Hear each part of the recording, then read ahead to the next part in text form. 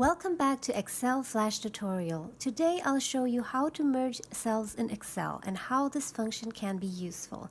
It's very easy. Simply select the cells that you want to merge. Let's say these 3 cells.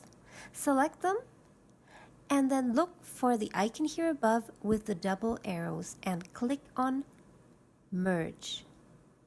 Keep in mind that when you merge multiple cells, the value that will be retained is only the value of the original upper left cell.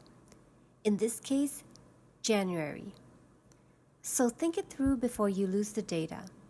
But if you made a mistake, you can always click Command Z to undo. Now let's see what this function is actually useful for. Let's say you want to group the first 3 months and title them as Q1 or categorize these as Q1 or quarter 1. So you can add the description here in the row above, type Q1 or quarter 1 in the row above here, then select the 3 cells because Q1 is the header for January, February, and March, and then go to Merge Cell. You can also choose Merge and Center instead, so that the cell contents are automatically placed in the middle.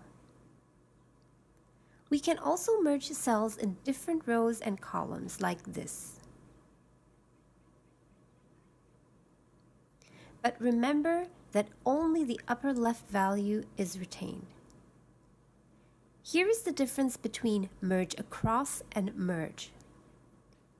If you select Merge, then all the cells will merge into one single cell. If you use Merge Across, however, then the cells will merge within their respective rows. And you can do this for multiple rows at once like this. Select the rows and go to Merge Across. So here you see that the cells within each row merged. I hope this video was useful for you. Please hit the like button if you liked it, and if you don't want to miss out on any other videos like these, please also subscribe and hit the little alarm bell so that YouTube will notify you of any new videos.